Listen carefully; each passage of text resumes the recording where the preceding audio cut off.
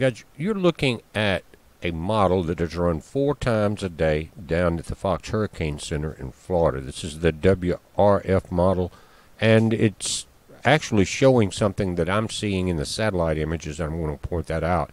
It may be the first one to really nail what's going on in just south of Cuba.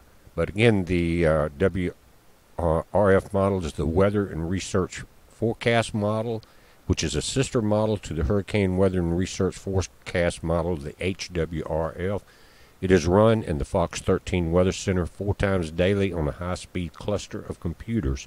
Since the model is run locally, Fox 13 can customize the output location and parameters to those areas of greatest interest to our viewers.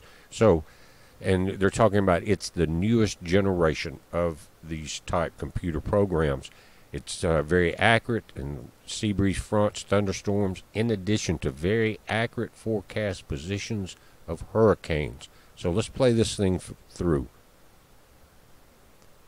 Now, south of Cuba, it's very interesting on the satellite images to me, and this is exactly where this front comes through.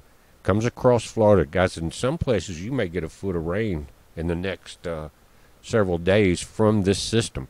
Comes across Florida, comes across Cuba first, then Florida, then back into the Atlantic, reforms, and starts going up the East Coast. That's as far as it goes out, 72 hours.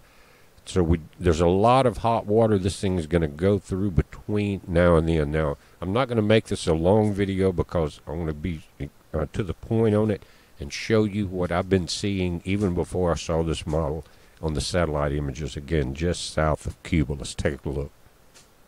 Now, what you're seeing, again, this is Cuba. We're in the Caribbean here, and this system's moving up into the Gulf. This is kind of pushing out in front of it. But right here, guys, there's a lot of energy. You can tell them this is what's called a clean long-wave infrared radar.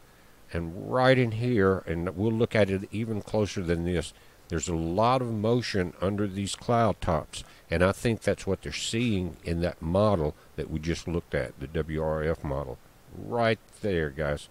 There's a lot of energy building under that, and you can see the tug being pulled, or the tug of the fronts under this thing being pulled towards this center. Everything's way too hot.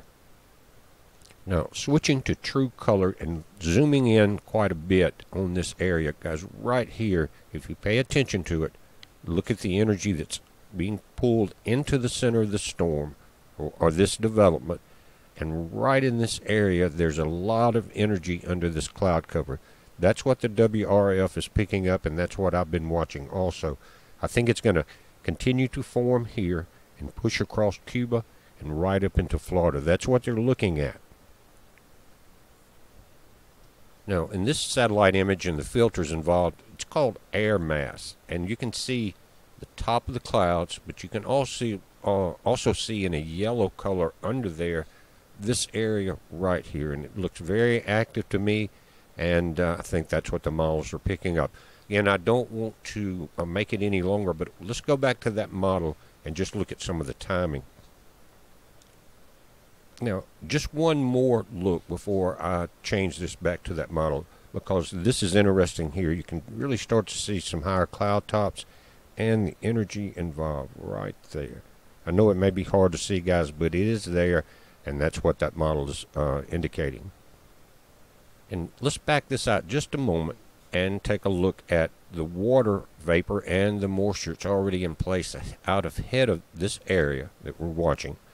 And you guys in the Panhandle and Alabama and Georgia, take a look at this. You can possibly have some severe thunderstorms this afternoon. It's dealing with heat coming in from the Gulf of Mexico and being pushed by this front. Some rain, and we're starting to see in Louisiana and sections of Mississippi, but not strong like we're seeing here and in this area. A lot of heat, guys. Check it out around the Yucatan here. So, again, I want to go back to the first model, and let's look at some timing. Again, we're going to go out 3 days. Here's your timestamp, the 10th today, and step this thing forward. You start to see just formation right there coming across Cuba still. That's this afternoon.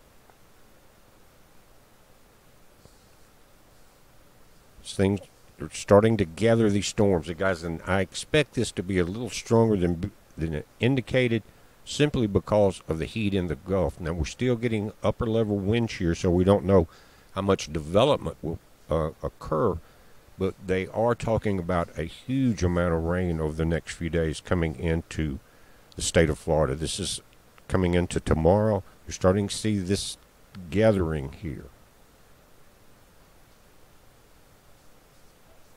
Still the 11th.